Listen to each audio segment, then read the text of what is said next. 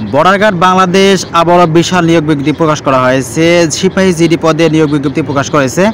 এখানে ডিজিটাল পদ্ধতিতে 104তম ব্যাচে অনলাইনে আবেদন শুরু হয়েছে 23 জুলাই 2025 এবং আবেদন শেষ হবে 1 আগস্ট 2025। বাংলাদেশ সকল জেলা থেকে ছেলে মেয়ে উভয় প্রার্থী আবেদন করতে পারবেন। এসএসসি ভাষায় আবেদন করতে পারবেন।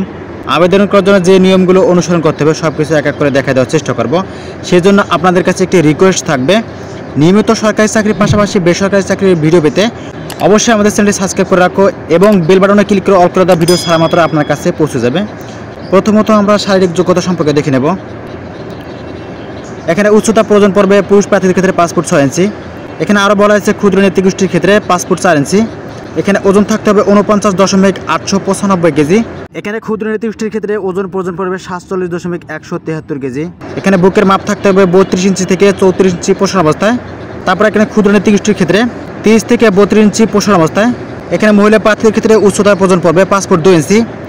এখানে ক্ষুদ্র নেতৃগোষ্ঠীর ক্ষেত্রে উচ্চতার প্রয়োজন পড়বে 5 ফিট, ওজন 47.173 কেজি। এখানে ক্ষুদ্র নেতৃগোষ্ঠীর ক্ষেত্রে 43.544 কেজি। এখানে বুকের মাপ প্রয়োজন পড়বে 28 ইঞ্চি থেকে 30 ইঞ্চি পোষণ অবস্থায়। দৃষ্টিশক্তি 6/6 থাকতে হবে। এখানে বৈবাহিক অবস্থা অবিবাহিত, তালাকপ্রাপ্ত নয়, শুধুমাত্র অবিবাহিত প্রার্থীগণ আবেদন করতে পারবেন। এখানে আরও বলা হয়েছে সকল জেলাসমূহ থেকে সিপাহী জিডি পদে পুরুষ ও মহিলা প্রার্থীদের আবেদন করতে পারবেন। আসন সংখ্যা সীমিত। শিক্ষাগত যোগ্যতা এসএসসি পরীক্ষায় কমপক্ষে 3.00 থাকতে হবে জিপিএ এবং এইচএসসি পরীক্ষায় কমপক্ষে 2.50 পেয়ে উত্তীর্ণ হতে হবে। পুরুষ ও মহিলা প্রার্থীদের ক্ষেত্রে উভয়ের জন্য প্রযোজ্য একই। এখানে বেতন স্কেল জাতীয় বেতন স্কেল 2015 অনুযায়ী 9,000 থেকে 21,800 টাকা। তৎসহ বাড়ি ভাড়া, বাসস্থান এবং বিধি মোতাবেক প্রাপ্য অন্যান্য সুবিধা পাবেন। বয়স থাকতে হবে 5/10/2025 তারিখে 18 থেকে 23 বছরের হতে হবে।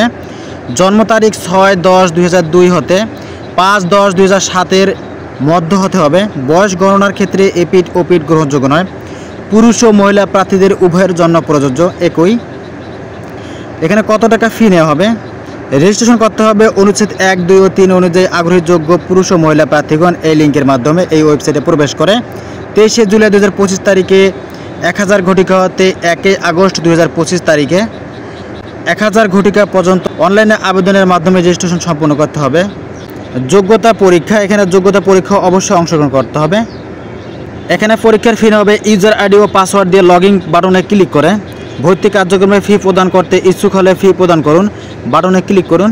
আবেদন ফি বাবদ 56 টাকা পেমেন্ট করতে হবে। অর্থ মন্ত্রণালয় কর্তৃক 30 ডিসেম্বর 2024 তারিখে জারিকৃত প্রজ্ঞাপন অনুযায়ী আপনার ব্যাংকিং কার্ড অথবা মোবাইল ব্যাংকিংয়ের সঠিক তথ্য প্রদান করে ডিজিটাল পদ্ধতিতে পেমেন্ট সম্পন্ন করতে হবে।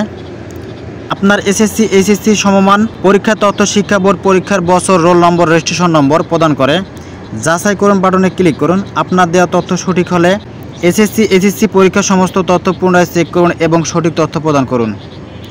প্রিয় ভাই বোনেরা, এখানে যে কাগজপত্র প্রদান করবে সব কিছু দেওয়া আছে। প্রিয় ভাই বোনেরা, আবেদন ফি জমা দেওয়ার পর তা আর ফেরত প্রদান করা হয় না। একবার চূড়ান্ত আবেদনের পর তা আর সংশোধন বা পরিবর্তন করা যাবে না। এখানে যে সকল কাগজপত্র প্রয়োজন পড়বে এখানে নিয়ে যেতে হবে। এসএসসি এবং এইচএসসি সমমান পরীক্ষায় পাশের মূল সনদপত্র প্রযোজ্য ক্ষেত্রে আনতে হবে। সংশ্লিষ্ট স্কুল কলেজের প্রধান শিক্ষক অধ্যক্ষ কর্তৃক এসএসসি এইচএসসি সমমান উভয় পরীক্ষায় প্রশংসাপত্র, যাতে প্রার্থীর স্থায়ী ঠিকানা, জন্ম নিবন্ধন তারিখ উল্লেখ থাকবে। আরও নিয়ে আসতে হবে সদ্য তোলা নীল ব্যাকগ্রাউন্ড সম্বলিত ল্যাব প্রিন্টকৃত 11 কপি পাসপোর্ট সাইজের ছবি নিয়ে যেতে হবে। 1 কপি ছবি ইউপি চেয়ারম্যান, ওয়ার্ড কাউন্সিলর দ্বারা সত্যায়িত এবং 10 কপি সত্যায়িত ব্যতীত জাতীয় পরিচয়পত্রের মূল কপি সহ সত্যায়িত ছায়া কপি নিয়ে যেতে হবে। প্রিয় ভাই বোনেরা, এখানে যেগুলো প্রয়োজন পড়বে আবেদন করার জন্য সব কিছু এক এক করে দেখে দেওয়ার চেষ্টা করেছি। তো যাদের প্রশ্ন থাকবে, যদি কোনো প্রশ্ন থাকে অবশ্যই কমেন্ট করবে, আনসার দেওয়ার চেষ্টা করব। তো এই ছিল আজকের ভিডিও। তো ধন্যবাদ সবাইকে, খোদা হাফেজ।